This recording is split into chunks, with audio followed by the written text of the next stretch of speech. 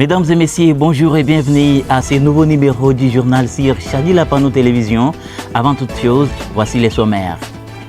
Le gouvernement central s'attaque au secteur clé de la vie nationale pour améliorer les conditions de vie de la population.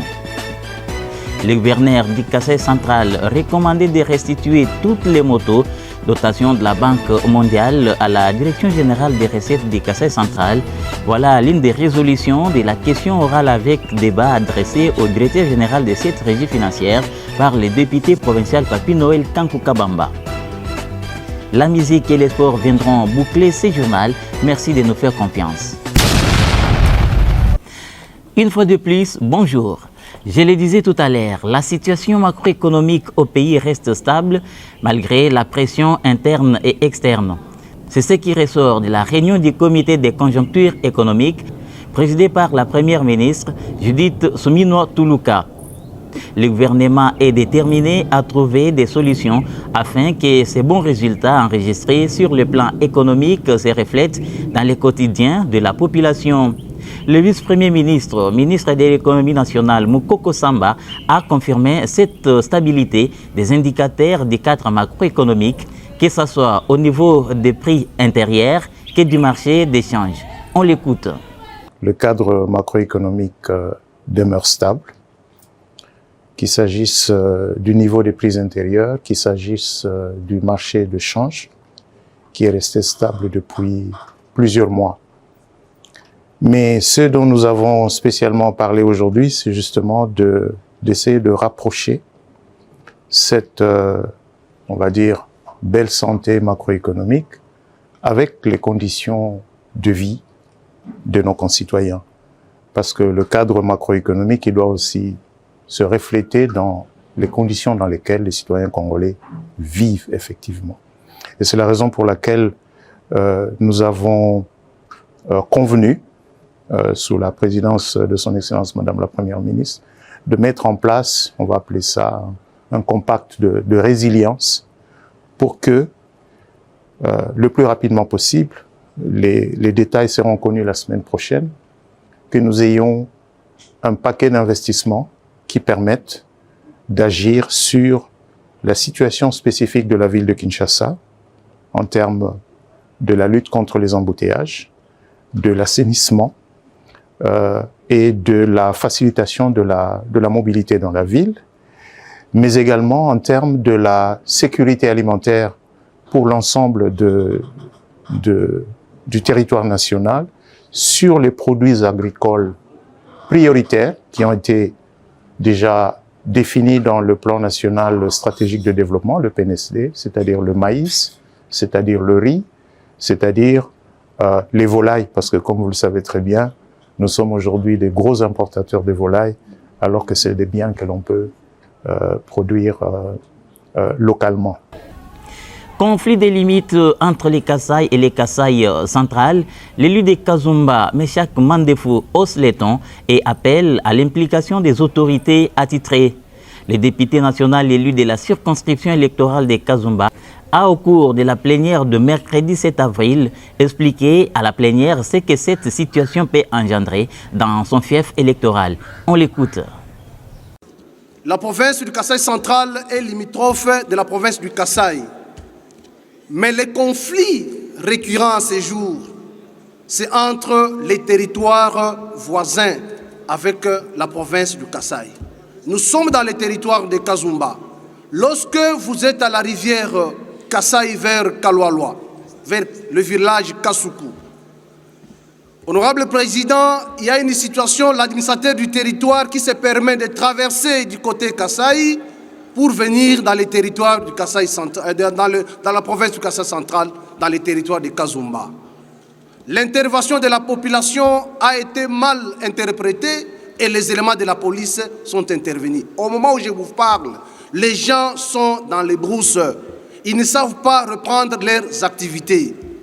Lorsque vous arrivez vers les territoires de Kazumba, toujours vers le village Kabandaï à Mouebanswana, c'est toujours dans le territoire de Kazumba, le secteur de Chitadi.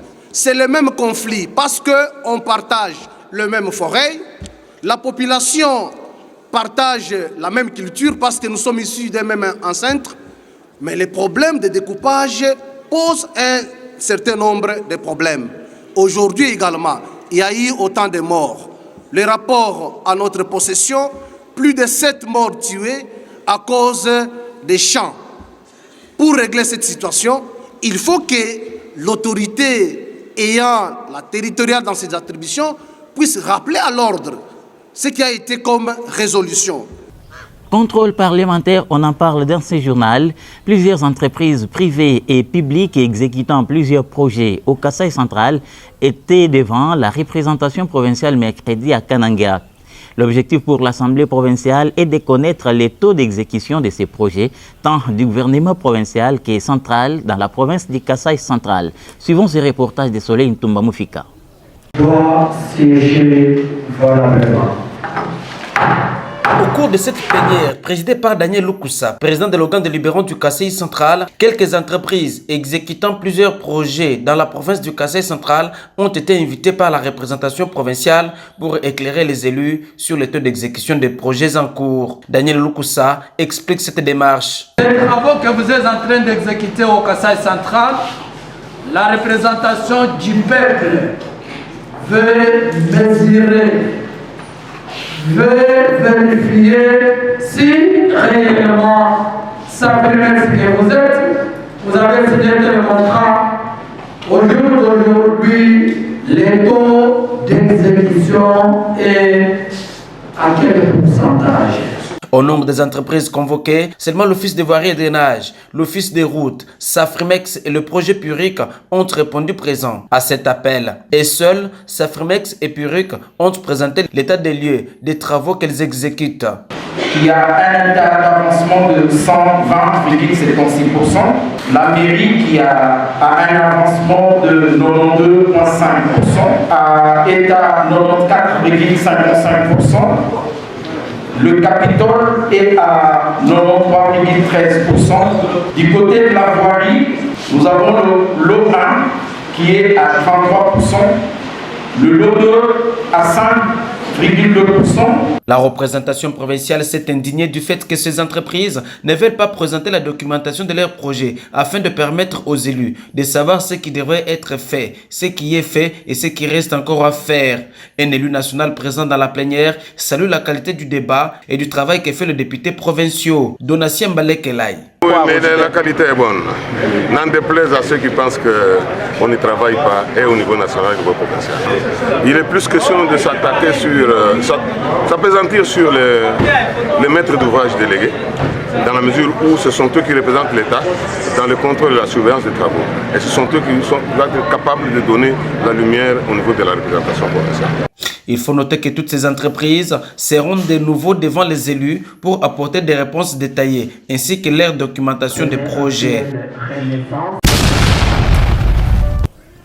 Je l'avais également dit au sommaire, le directeur général de la Direction générale des recettes du Kasaï central de GIRCAC était devant la représentation provinciale pour répondre à la question orale avec débat lui adressée par le vice-président de cet organe délibérant au niveau provincial. Il s'agit du député Papi Noël Kankukabamba. Il a été convoqué pour éclairer un bon nombre de choses qui se déroulent au sein de cette régie financière au Kasaï central. Ruth Kayoa, reportage.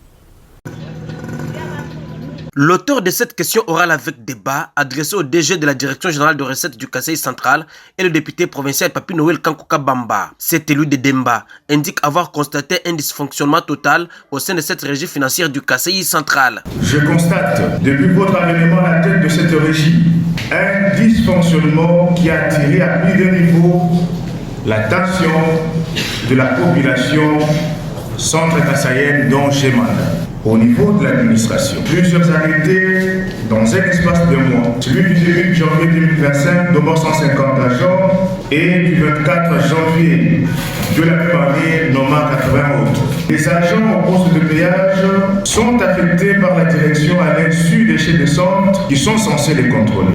Devant la barre, le master Lucien Louché Kapinga a d'emblée salué cette démarche des élus qui vise à permettre à cette régie financière de mobiliser plus de recettes de la province. Ceci au terme d'une cinquantaine de questions des élus lui adressées pour éclairer la représentation provinciale sur la distribution des 100 motos dotation Banque mondiale via les projets encore, la gestion de péage pour n'épingler que ceci. Au terme de la réplique du DG de la DGRCAC, l'auteur de la question orale a reformulé quelques recommandations tant au gouverneur de province qu'au DG de la DGRCAC. Nous disons au gouverneur de province de remettre toutes les sommes auto-perçues du projet encore à la régie financière afin de lui permettre de faire son travail en toute quiétude. Toujours au gouverneur de province, la dépolitisation de la DGRCAC, au directeur général de la DGRCAC, les recommandations sont les suivantes. Procéder à la rotation à chaque mois 2 agents au poste de péage et afficher obligatoirement la liste de ces derniers au VAL. Recommandation que le master Lucien Louché Kapinga promet de mettre en pratique. Vous savez, nous n'avons que la DGRCAC comme régie financière, nous n'avons que le Kassai central comme notre patrimoine commun. Toutes ces recommandations se convergent. Et parce que ça converge, c'est dans les soucis de la mobilisation et maximisation des recettes. Nous n'avons qu'à mettre en exécution ce qui nous est recommandé par les élus du peuple. Au cours de cette plénière, les élus ont démantelé également un réseau mafieux qui a détourné près de 15 millions de francs congolais. Et ce dernier sera poursuivi en justice afin de décourager cette pratique. Rendons-nous à Lomami. La tension monte au sein de l'Assemblée provinciale. Ce lundi, un tournant politique majeur a été franchi. Le vice-président de l'Assemblée, Augustin Malangondjibou, a été officiellement déchu de ses fonctions par 21 députés sur le 21 présents à cette séance plénière. Il lui est reproché l'incompétence, l'immoralité et l'usurpation de pouvoir. D'autres détails dans cet élément de Sylvain Fizé-Moukadi. C'est lors d'une séance plénière présidée par Patrick Kilolo, président de l'organe de Luberon, que la décision est tombée. Et déchu de cette fonction, le vice-président de l'Assemblée provinciale à la majorité absolue de ses membres qui composent l'Assemblée provinciale de Lomami, l'honorable Malangondjibou Augustin.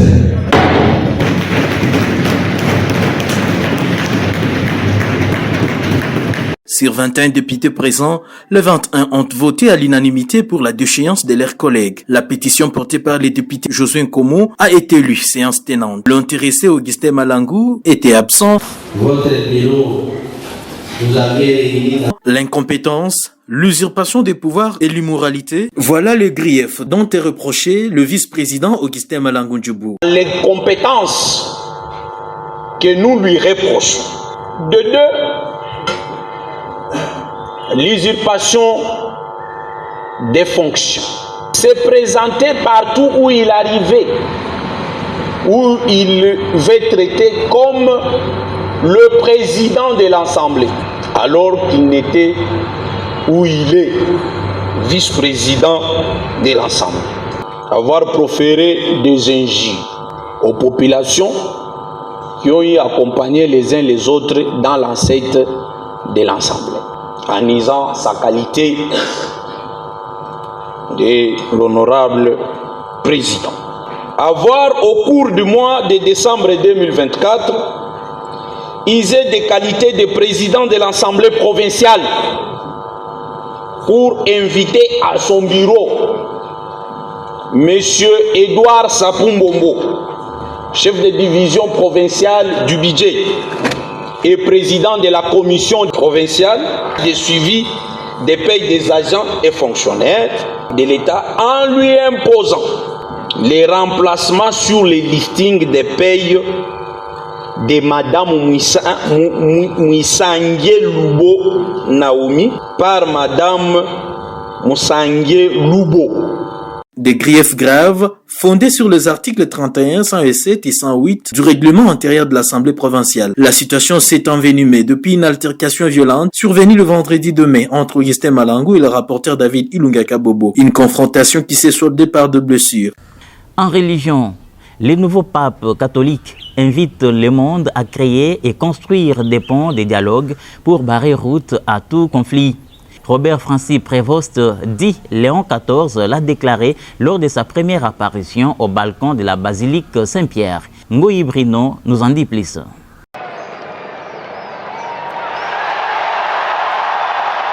Quelques instants après son apparition au balcon de la basilique Saint-Pierre, le nouveau pape, anciennement le cardinal américain Robert Francis Prévost, s'est adressé au monde pour la première fois en tant que souverain pontife. Il a lancé un appel à la paix, que la paix règne dans chaque nation, dans chaque foyer et dans chaque cœur, a-t-il déclaré. Il a exprimé sa gratitude envers le cardinal qui l'ont élu, soulignant le poids de la responsabilité confiée. Se définissant comme un fils de Saint-Augustin, il a évoqué ses racines spirituelles, rappelant l'importance de l'unité et de la charité. Nous pouvons tous marcher ensemble, a affirmé Léon XIV. Dava la sua benedizione al mondo intero, quella mattina del giorno di Pasqua. Le pape François qui bénissait Rome, qui donnait la paix à Rome et au monde entier en ce matin de Pâques. Nous rappelons, nous disons que Dieu nous aime, Dieu nous aime tous, et que le mal ne prévaudra pas, que nous sommes tous dans les mains de Dieu. Insistant sur la nécessité d'unir le peuple au-delà des divisions. Son message se veut rassembleur. Il a notamment appelé à construire des ponts à travers les dialogues. En musique, comme je l'avais dit, des jours de playback de l'artiste musicienne Sarah Lula, dite la déesse. Elle est venue solliciter le soutien de ses frères et sœurs centra-kassaïens pour prendre valablement la relève de la maman nationale Elisabeth Tchalamouana. Suivez d'autres détails dans cet élément de Soleil Ntumba Mufika. Le séjour de 72 heures à Kananga, chef de la province du Kasaï central, de l'artiste chanteuse, auteure, compositrice, interprète, la déesse du Moutouachi Sarah Lula, considérée comme l'héritière légendaire et testamentaire des Mamou nationales, Tchalamouana, s'est déroulé avec plein succès. Arrivé à Kananga mardi 6 mai 2025, dans l'après-midi, l'artiste a animé un point de presse le mercredi 7 mai à l'espace du Night Club La Congolaise, chez Paul, en plein centre-ville, où elle explique ses ambitions, celle de faire rayonner la culture kassaïenne partout ailleurs. En tout cas, j'ai voulu faire des choses un peu différentes, mais en restant dans notre culture d'organiser un bon calendrier. En fait, c'est bon pour la musique. Il y a beaucoup de la musique, Moutouachi pure, parce que je représente la musique kassaïenne. Il a ensuite livré un show d'1 heure en playback et le jeudi 8 mai 2025 au même endroit, à l'extérieur ainsi qu'à l'intérieur du Night Club La Congolaise.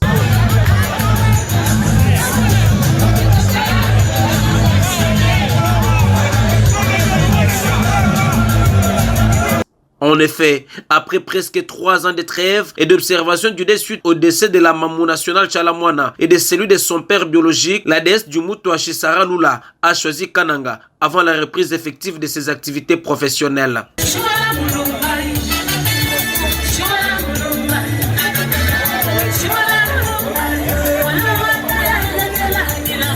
Désormais, l'artiste a choisi de poser ses valises à Abidjan, comme l'avait fait plus de 40 ans auparavant sa mentor, Mamou nationale Tchalamouana.